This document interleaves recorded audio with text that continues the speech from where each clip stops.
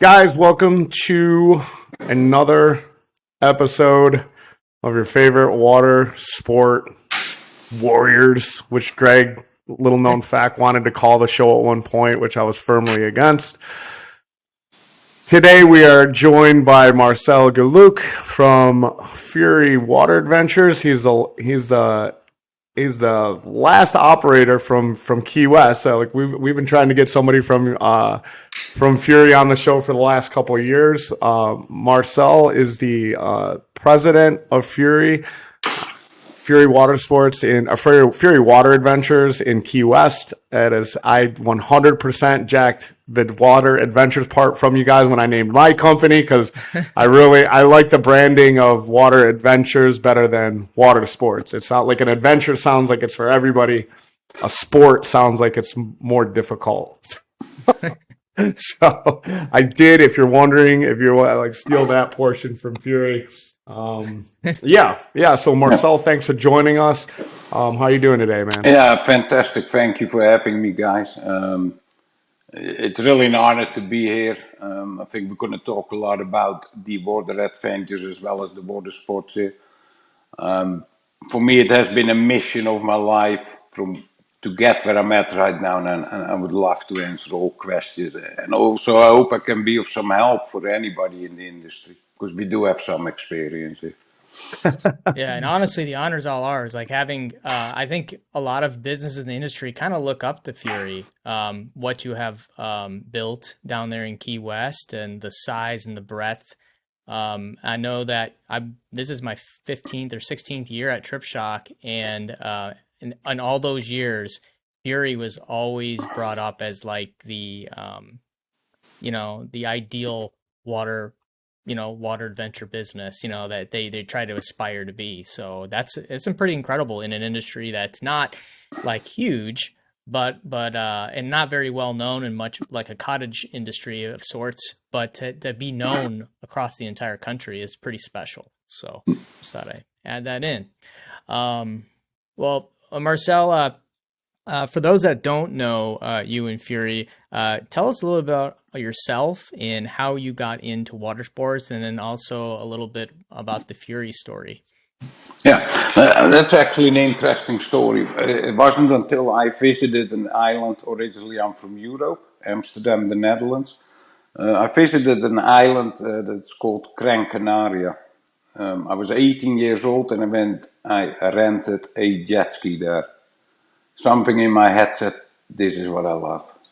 If I only could do this all year long instead of working a job or whatever, how you want to see that. Wasn't it until 1999 that I visited Key West as a tourist myself. And fortunately I met some people in Key West. And those good old years, they told me, why don't you move here? Come help us, you can work with us. My background is an engineering background. I came out of an industry that really did escalators and elevators. So I got to see some of the jet skis where a lot of people at the time already, it's more than 2 wires, which for me, fortunately, looking at an elevator compared to a jet ski, the number of wiring in one of those units was, for me, next to nothing. So I was very fortunate with my background. Immediately, I took that challenge, left everything behind that I had in Europe. I came to the United States with $10,000 in my pocket, was all I had. And I think it was gone within 2 months. So what you do, right? Hard work. That's also why I got achieved where I'm at right now. Everything has been done by hard work, no big mouth. I started working with a company that was a Sea-Doo dealership out of Key Largo. I lived in Key West at an apartment. I traveled to Key Largo to work at a Sea-Doo dealership for the Key Sea-Doo at the time. And I figured out, you know what, Key West didn't have too many options for jet ski repairs, that kind of stuff. So what did I do? I started my own mobile repair service company for jet skis and jet boats. And from there, it has been nothing else than success. I did that all the way up till 2010. That's where the Fury people came around the corner. They decided to purchase some jet skis and started to get in the jet ski business. So they asked me if I wanted to service the skis. Which absolutely I took on immediately. And it was about 2 weeks in, and they said, you know what? What about you go manage our jet ski fleet of 12 jet skis? Started managing the jet skis that, like I said, 12 jet skis. I think within 1 year I had some multiple locations. So I got it up to about 60 jet skis. But it was very successful. It was also to a point where we had about 100 jet skis. And guess what? I decided that's too many. So I got, by getting rid of some of that fleet and downsized a little bit back, at the bottom line, that gave us big numbers. So don't be always scared to downsize a little bit. Mm-hmm. From that, it came back to, wow, well done. That was obviously eye-opening to a lot of people. They offered me immediately, well, you're doing this so well, so why don't you become the general manager at Fury? Sure. So, became general manager. I did that till 2023. We had some restructuring in the company, so I became for a short period the COO at Fury. And wasn't it for March of this year that our previous president, Scott Saunders, retired. He had done his years. And I got offered the presidency of the company. So it's a short story. Congratulations. It's been a good ride, and I can tell everybody hard work. It's also a company that, like we all discussed already, Fury, it's an enormous size company for the industry. Legally, it's still a mid-sized company, right? We got 200 employees. However, for the watersports, water adventures industry, I call ourselves pretty large.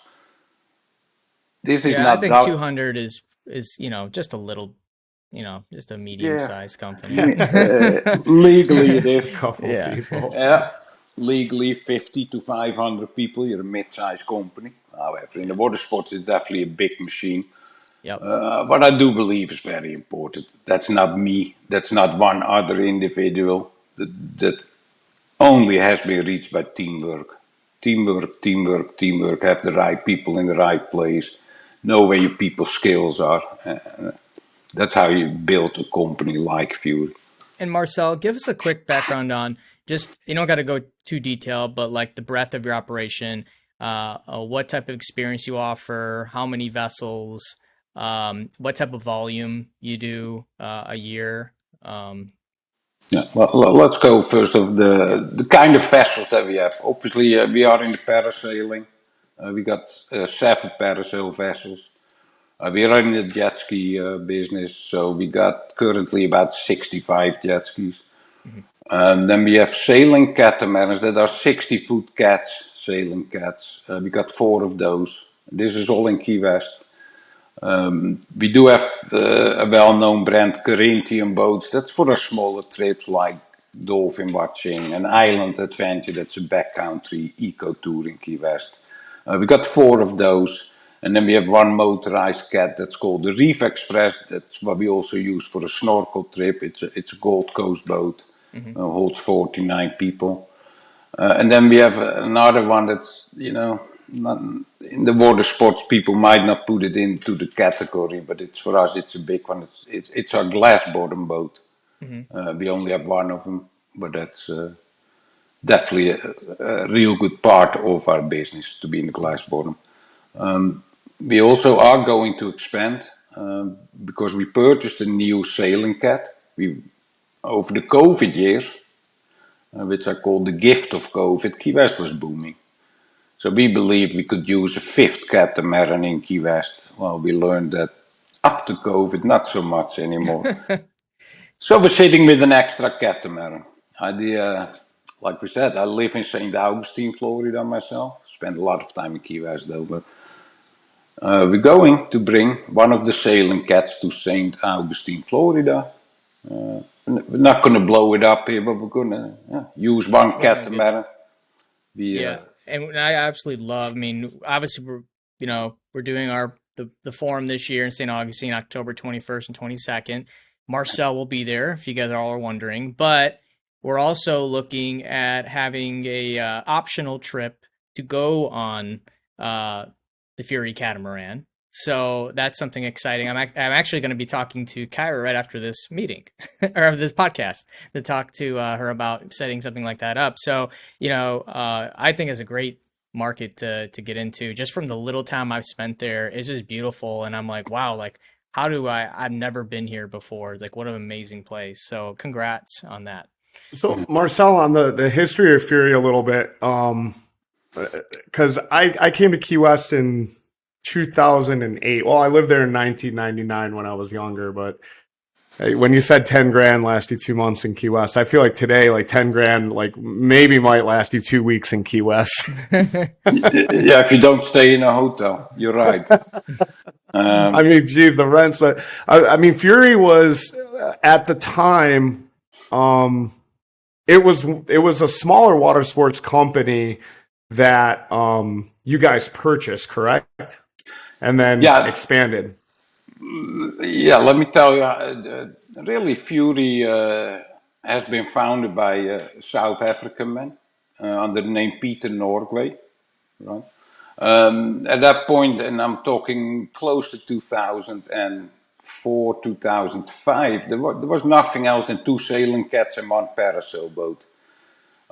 So Peter Norgway was a gentleman that did the same as I did. He immigrated out of South Africa then. He brought on board a gentleman under the name Marius Venter that a lot of people in this industry know. Yeah, I know Marius. And from there on, there was another person that bought in. There was Scott Saunders. Peter Norquay decided actually to, we have 2 catamarans. He wanted to move away from the US, so he moved to Mexico and took one of the Fury catamarans with him to Cozumel, Mexico. You will still be seeing that same vessel there. So, and he rolls around under the same brand name. He's totally separate from us. We are not affiliated in any form or shape. But there is a Fury in Cozumel, Mexico.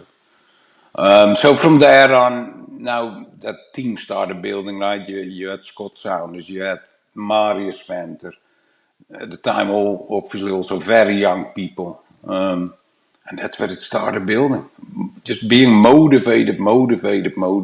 And at one point, you start also creating so many jobs for people that was just it's just the effect of job creation for people is incredible. And it's a blessing.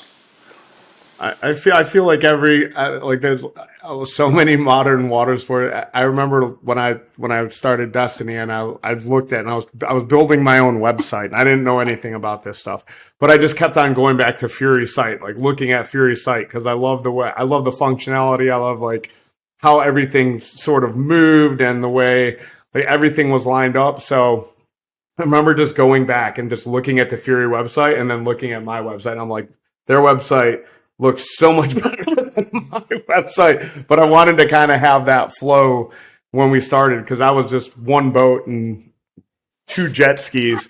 And I don't know if you know this, but I worked for Sunset Watersports for almost 10 years. And so I remember one of the biggest impacts that you guys had on me working for another company was the red shorts. You guys had red shorts, and at the time we could wear whatever board shorts we wanted. But when Fury started going to the red shorts, and Rich made everybody wear the blue shorts, and everyone was really upset about it because they all had to buy blue shorts, and this is like before Amazon Prime. So where are we going to find these blue board shorts at, Rich? And he's like, I'm going to buy them and I'm going to sell them to you. Yeah.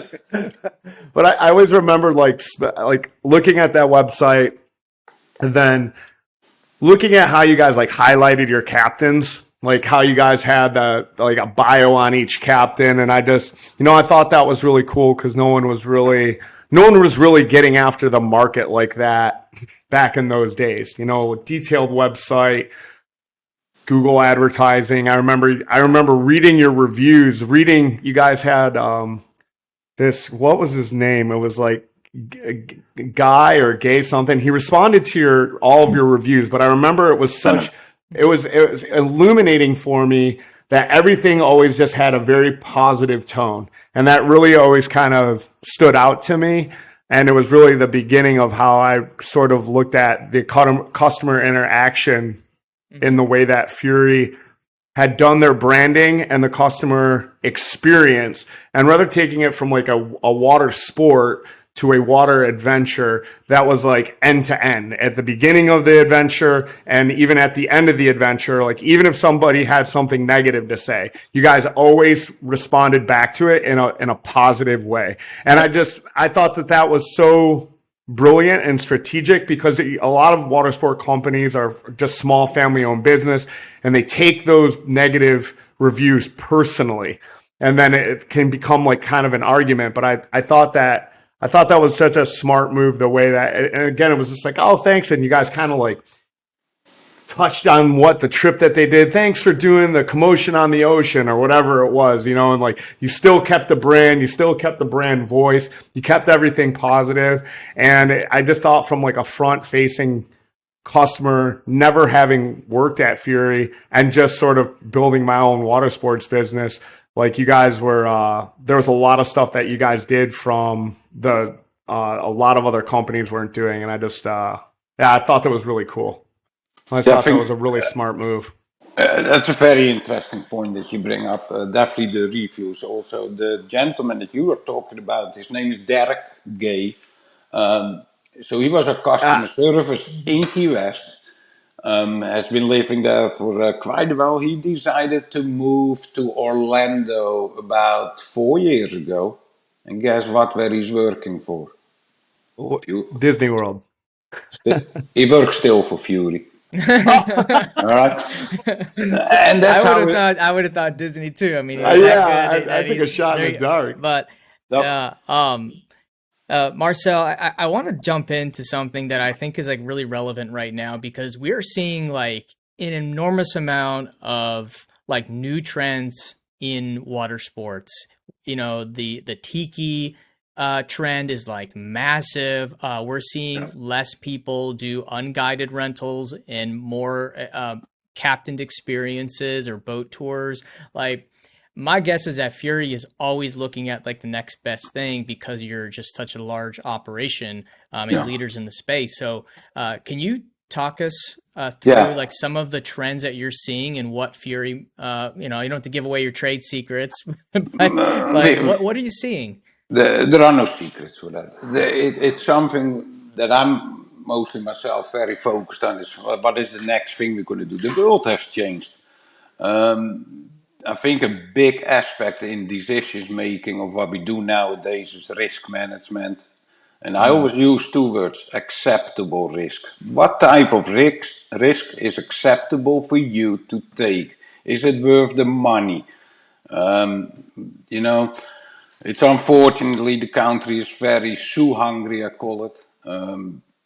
Probably if you come to Key West, you probably see more billboards along the road from, hey, injured in the Keys, call such and such, right? Or before you go, well, call 911 first, but then call whatever, an attorney. It has changed the industry, definitely for us. For everyone. I think so. But I think it's important that you focus on those things. And you know what? At one point in the industry, like I came out of that world from, I love jet skis, that's my future. At a point you start looking, I love jet skis, but is it worth doing it? Which it still is, obviously. Otherwise I wouldn't be doing it. But you definitely look at it different. We would love to do some business out of Key West as well, as we're going to start some smaller things. But to be really honest, the last thing I will be looking at right now for ourselves is jet ski operations. I'd rather have a boat where people come on my boat and we'll give them a fantastic time, but just for the risk factor of what you're doing. Where is your Marcel, do you think the manufacturers are aware that the commercial jet ski business is under a huge threat? Yes. They're Well, well, I only work with one manufacturer, and they're okay. well aware. They're well aware, because Well this has aware. just been a theme we've been hearing through a lot of different businesses where they're looking to downsize their fleets or remove jet skis altogether because of Yeah. not finding carriers, and that's going to affect their ability to sell watercraft. So Absolutely. Well, I definitely attribute it to, I think we had Chris Murray from Granite Insurance came on, and he used a phrase that I had never heard before, which was social inflation. And so our sector got targeted because of our insurance practices and because of our laws here in the state of Florida. And they saw that there was like a hole to kind of go after water sports because there was this payouts. Every insurance company, they just pay. Somebody scratches their finger, here's $1 million, right? Because it's going to cost more money to bring lawyers into it than it is to settle it. And I hear this as like a recurring theme from parasail, jet skis, and even my understanding that over the rail insurance for snorkeling is getting harder to come by. And I think having conversations like these in the absence of any kind of real, I guess you call it like universal best practices, the biggest issue I see on jet skis, right? So when there's not the manufacturers, the operators, that it varies from state to state on riding age, insurance, when no one can seem to get together and say, well, like, what is it across the board universally? Like, and even the state of Florida alone for parasail at least has some type of uniformity, right?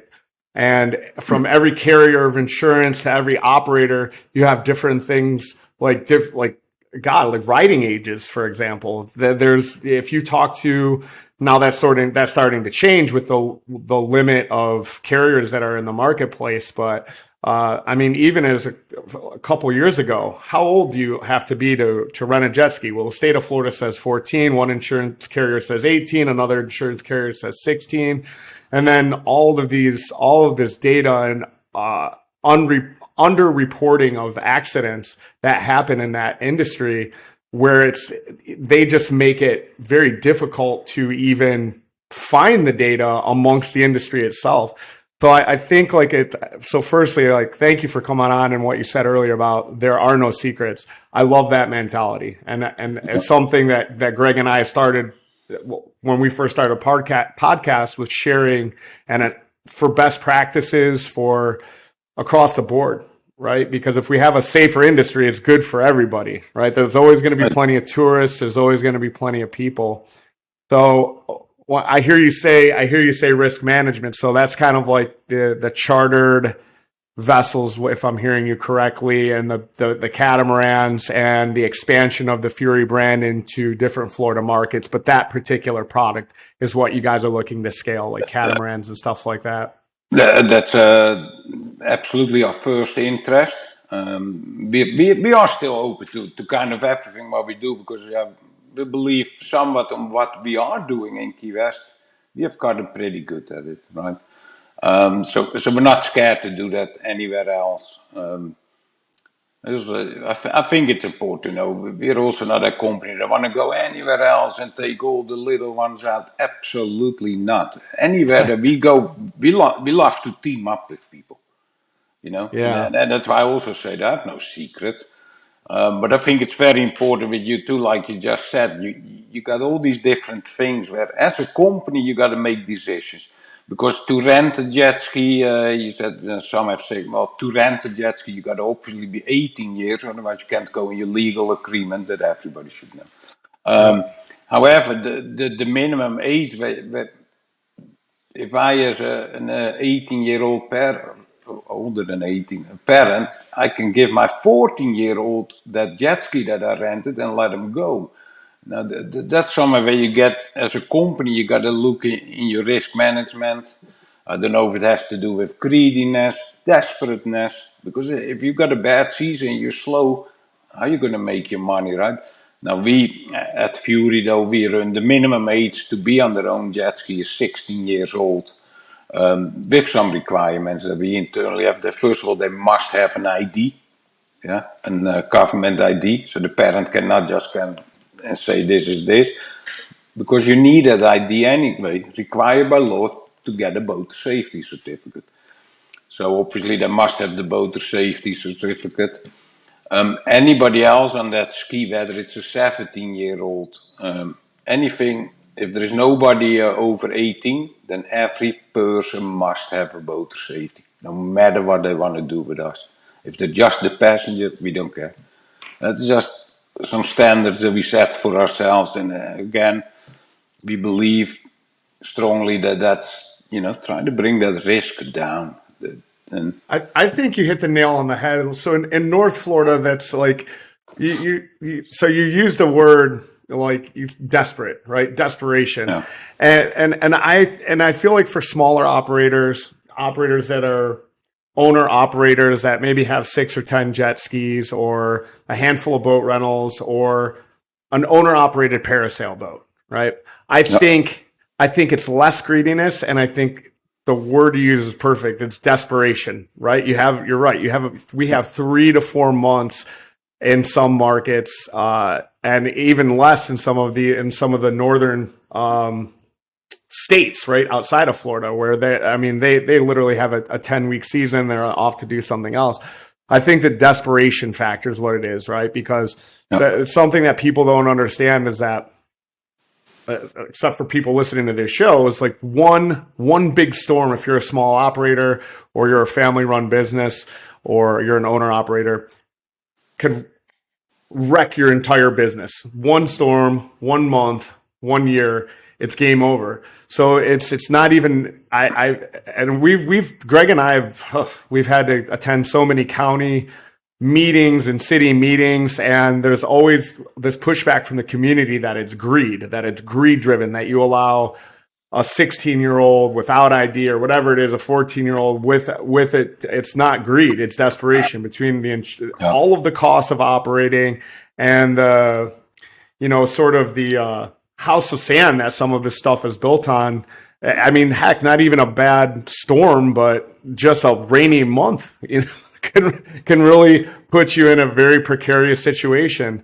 And I think it's a good way of highlighting it, because I've never used that word desperate, but that's what it is. It's desperation when corners get cut.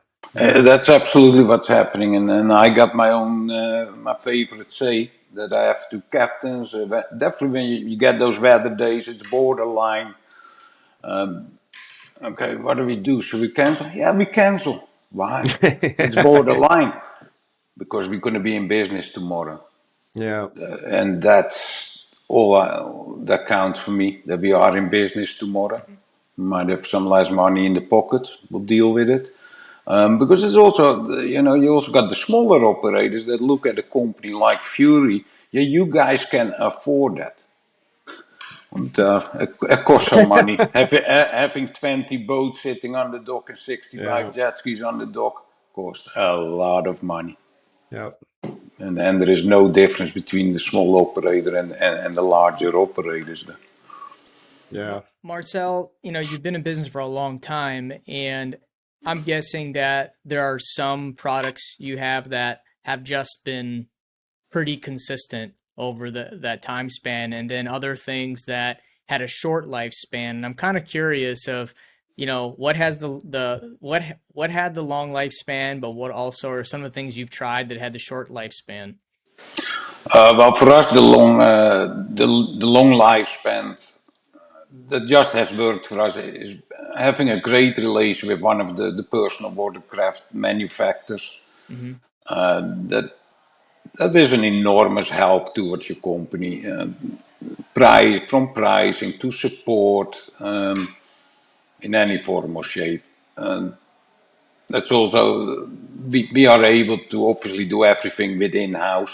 So we are not dependent on outsourcing things, which is not even that much a problem of the financial aspect of paying a mechanic elsewhere.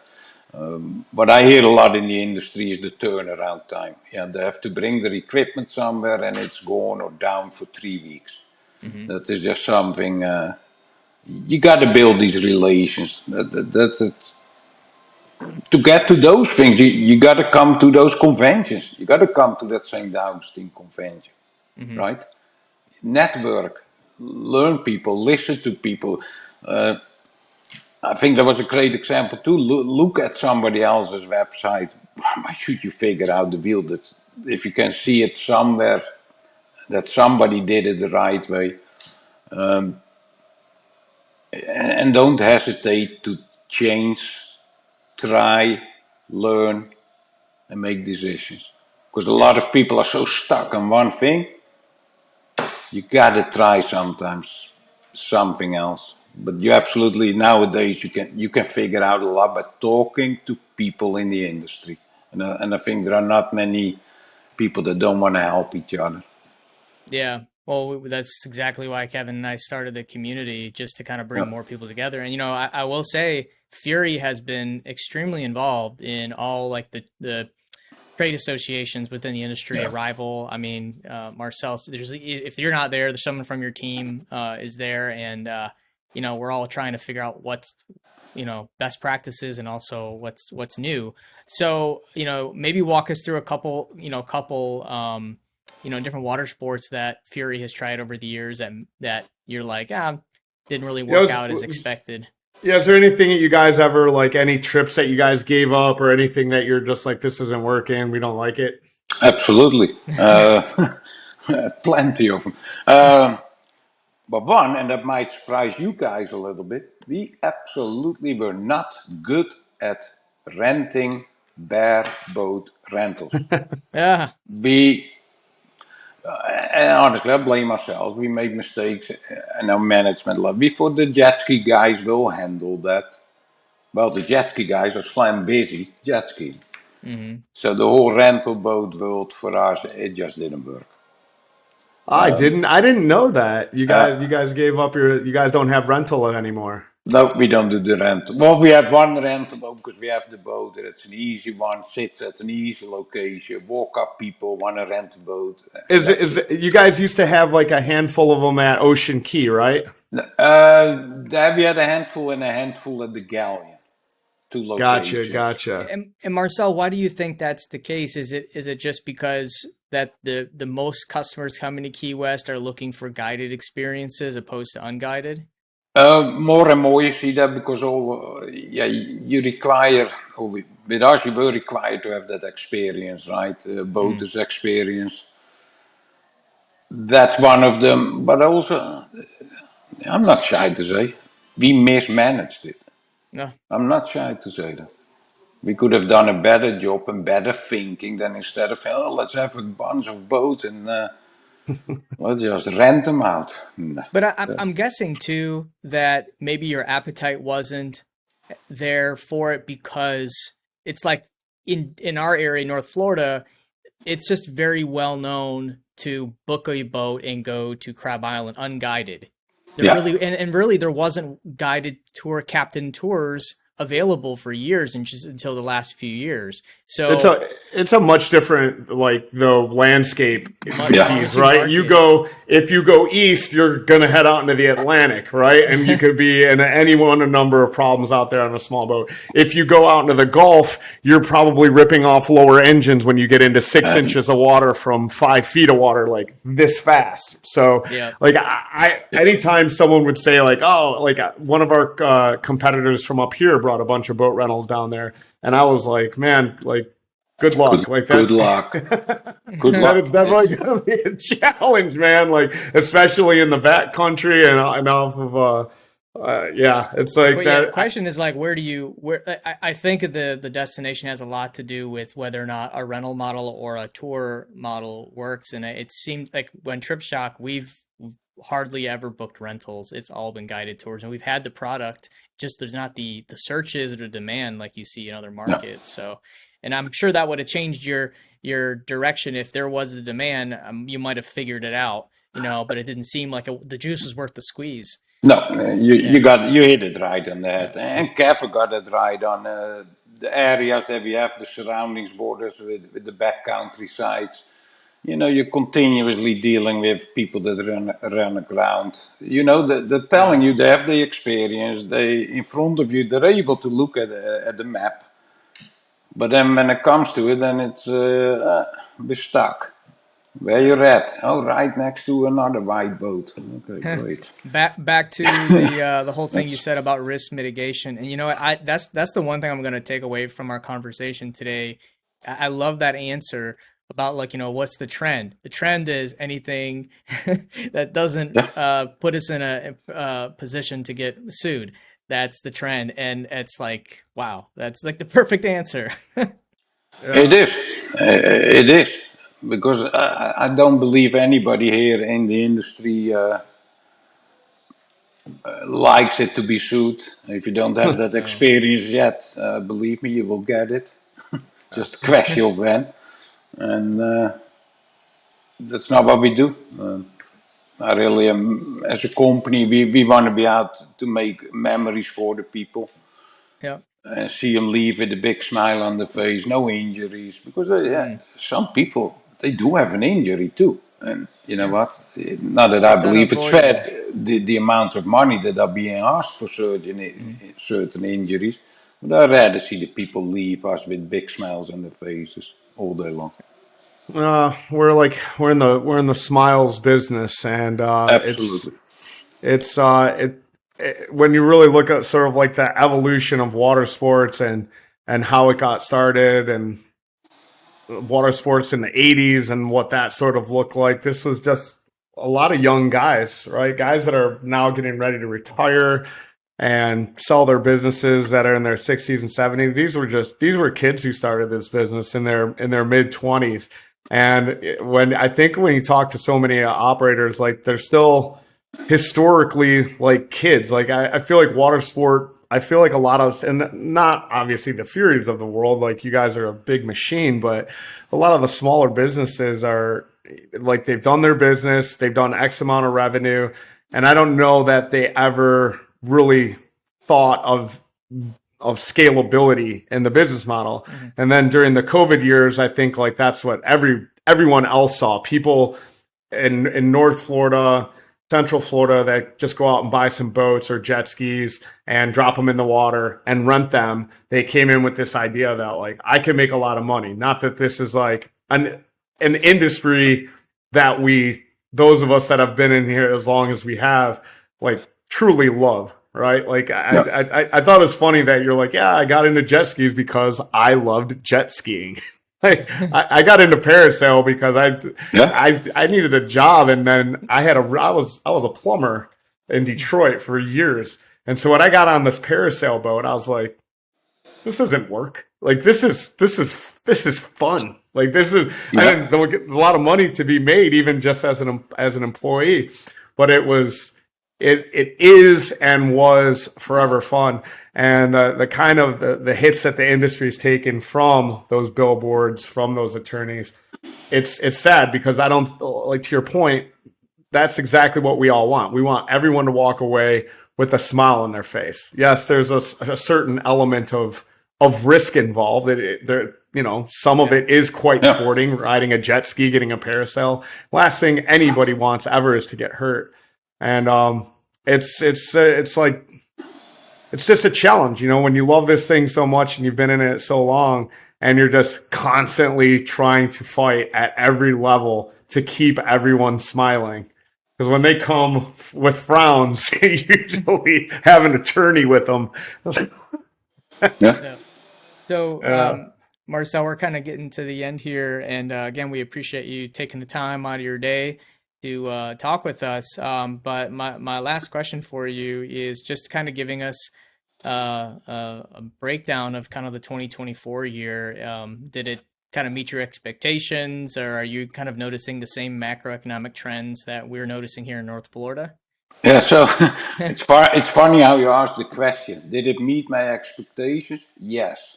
Why? I expected this exactly to happen. We're coming out of the gift of COVID. Florida has been, definitely South Florida where we are located, has been very expensive during COVID, but people kept coming. I've always said it for myself, it's not going to last. This is just not going to last. And we are seeing that right now. So I still feel good about the island, and I'm talking specifically Key West. I feel really good. It's a beautiful island. I think it will adjust accordingly how it should be adjusted financially for people to come out there to make it affordable, and not only to sleep and have no money left to do come out with us on the water or anything else. So I do believe next year will be better. But yeah, these were my expectations, to be really honest. And it's slow. It is. We are seeing financially 2023 numbers I'm not even hitting, and barely sometimes some months I'm hitting the 2019 numbers, but anything in between we're not anywhere close. That's But Greg's been saying that for years, that we're back to 2019. He's been yes, saying that for the last. yes. So with that said, as a company, and just to give some advice to other companies as well, is we could expect this to come. So what can you do is, you can sit back and, oh boy, no revenue. Well, this is a fantastic time to look at how you operate your company. Can you find potential anywhere, any cost savings? Because everything has gone up over the years too. The cost of labor, that kind of things, and you're not going to save on that part. But are you running efficiently? In the jet ski world, are you running 7 tours a day, and each tour has 2 skis on it? You might want to rethink that. Run a couple lesser tours and get more people on one tour. Just giving a hint. This is the time for people to look at their businesses. I'm using within Fury. I'm walking around with the term in my mouth, guys. We got to go back to basics. Yep. Yeah. Yep. I mean, I've personally had to make a lot of difficult decisions in staffing, cut back on things.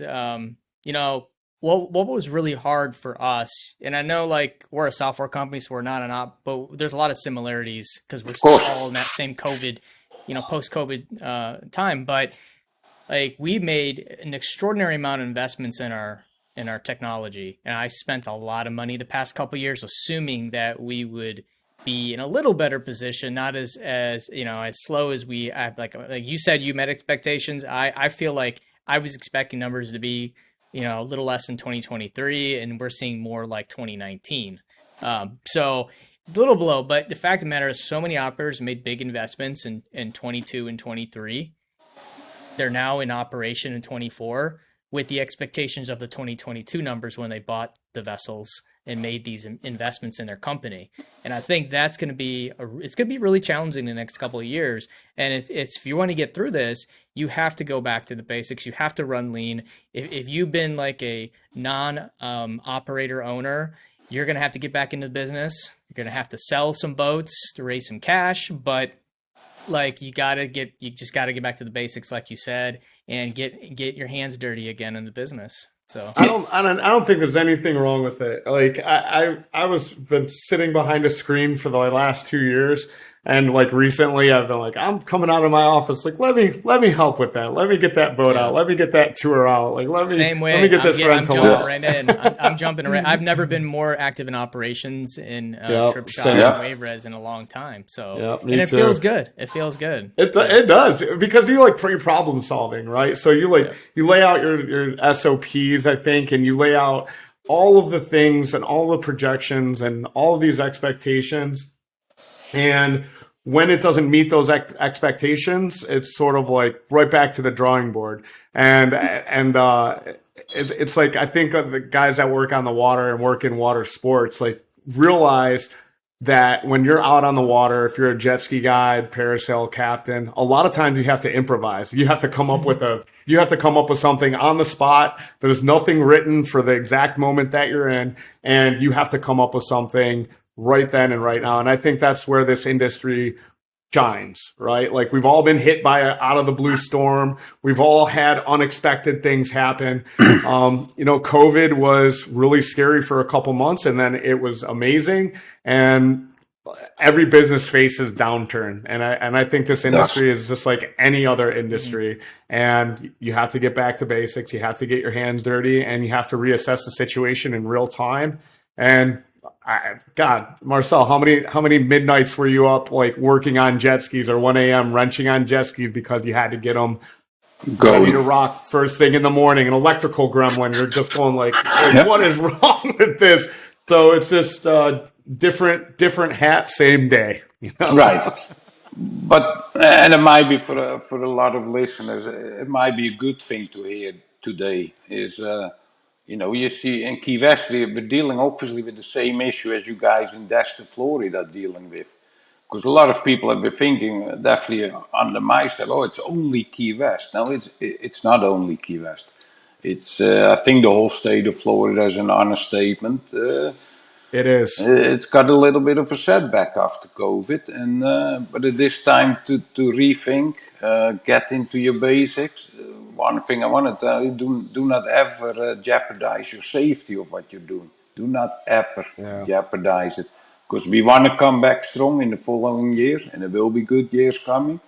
But we got to keep it safe and not take that unnecessary risk and get accidents, because the whole industry will get hurt. It's not only the individual that makes some poor decisions on safety. Mm-hmm. So I think that's very important. Yeah, longevity and the lifetime of not just your business but the entire industry. I will say that we went on the road for a little while, and there's still a lot of like we were going and talking to different operators from here to like St. Pete, Clearwater area.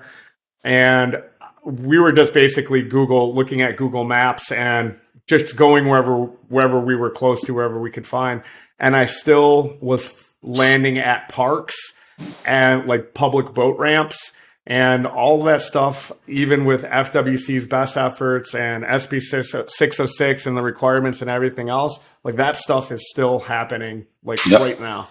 And as an industry, like we've got to come together as reputable operators. And I've been saying this for a very long time, like everybody hears me in the back, and commit to best practices, right? Because a $100 rental, $200 tour, what have you, is not worth the entire life of not just your business, but all of the family-run businesses. And Fury's a family-run business too. They're just a bigger family, I think. Yeah, no, but it's the word. It's the Fury family, and that's how people are treating each other within the company. That's very important.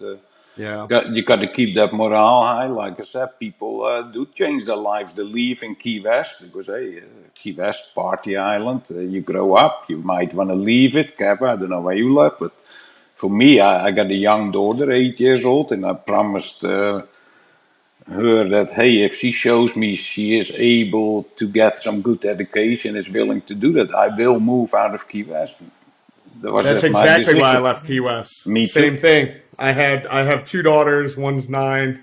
The other just turned 17 yesterday, and I actually have a 3-year-old son. But we just had my 2 daughters when we left, and that's exactly why I left. We came here for vacation, and I looked at the homes and I looked at the area, and same thing. I knew I didn't want to raise. I love Key West. I do. I really enjoyed my time there. It's a very, very, very special place, and I still have a lot of friends there. But I knew that I just couldn't. I didn't want to raise a family there, so that's why I left. Yeah, you're still well known and very much loved in Key West. So I can tell you that because I spent quite some time there, and Well, we'll be down there in August, and hopefully we'll see you at the conference coming up. Yeah, for sure at the conference. I signed up. I heard you're almost sold out of tickets, so people better. Oh my, yeah. We have our last little bit here to sell. We're working on trying to open up more seats and move some things around. So there might be some more updates. This has been the fastest we've ever gotten to this point. This is our 4th year doing it, and it's it's really incredible. It's incredible to see so many faces and really people just coming together from all walks of the water sport community. I know this will be your first event here. We're really glad to have Fury's presence here at this year's conference. And Marcel, truly, we really appreciate you coming on and sharing your story. And if anybody wants to email you, reach out, has questions about Fury or about you, how can they reach you? Anytime. I'll give you my direct email. That's Marcel, Marcel, at Fury Key West, one word, Fury, keywest.com. And Awesome. like I said, we're here to help the industry. We want it to be a good industry. So reach out, any questions. This has been a great show. I'm sure listeners will really appreciate that, and just being able to use you as a resource. And also, you can just tag Marcel in our Facebook group too. I think he's in there, right, Marcel? Yes, I am. Any questions or want to bring him into the conversation? So as always, go to our website, watersportpodcast.com, to check out our conference and look at previous shows, listen to this show, leave comments. And as always, everyone, keep it awkward.